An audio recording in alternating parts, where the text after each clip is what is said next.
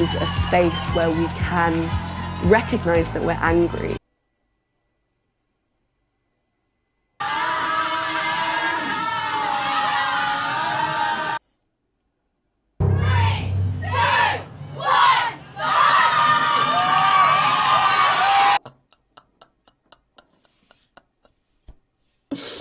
Oh my God. We want to destroy the Conservative government. We want to bring down the patriarchy. So the first rule of Feminist Fight Club is talk about Feminist Fight Club. I mean, isn't it awful how all these bigots stereotype feminists as being fat, angry, ugly misfits? God only knows where they get that idea from. Before the fight, I always think about how angry I am. I think about the man that catcalled me on the street. I'm sure you get catcalled all the time, love. My name is Phoebe Patey-Ferguson, and I founded Femme Feral. We fight each other as a mode of resistance to try and channel our energies and our rage. So you've got a triple-barreled name and you go to a prestigious London university. Yeah, you don't sound very oppressed to me. You sound like another privileged, entitled, inherited wealth snowflake. Let me do a little mansplaining about real feminism. Real feminism is risking arrest and torture for removing your hijab in public. Real feminism is marching in the streets against a theocratic tyranny. Real feminism is strapping on a machine gun to kick some ISIS ass. You rolling around in a basement in your sweaty underpants while screaming incoherently, that's not real feminism. You feel like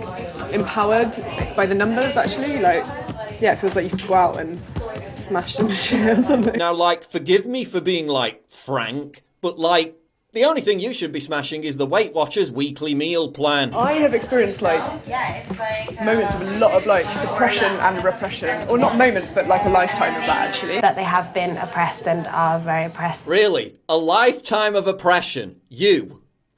Really, you? With your plummy accent and your leisure time spent painting your face while rolling around in a cellar in some upper middle class hipster enclave, let me do a little mansplaining about real oppression. Real oppression is having your genitals mutilated to fulfill the dictates of a backwards belief system. Real oppression is being subjected to constant death threats for trying to renounce a religion that kills people who try to leave it. And overcoming all this to escape a ghetto in Somalia to become one of the most influential women on the planet. That's real oppression. You being triggered by a Sargon of Akkad video, that's not real oppression. It's difficult to be, like, sexy in specific spaces without being sexualised. Yeah, preventing it from becoming sexualised may have been made more difficult by the fact that someone's drawn a giant cock on the wall. Fuck you, Theresa May! Fuck you, Theresa May! Now, I'm no fan of Theresa May, but if she wants to get re-elected, this shit should be going in her campaign ad. Fuck you, Theresa May! So you want to fight the patriarchy by removing Britain's first female Prime Minister in 2 decades and replacing her with a man from a party that in its entire history of existence has never had a female leader. A party that organises political meetings where women are segregated to appease an actual patriarchal belief system. That's how you're going to bring down the patriarchy. Somewhere in there we hear a muddled argument about drawing attention to domestic violence, even though every study shows that lesbians are statistically far more likely to be violent than heterosexual couples. Not that I'm saying any of them are lesbians. I mean, is it any wonder that just 7% of people in the UK identify as feminists, when even members of Vice's hardcore audience is saying it's cringy? Chances are it's cringy. How do you think the vast majority of young women are going to react when they watch this?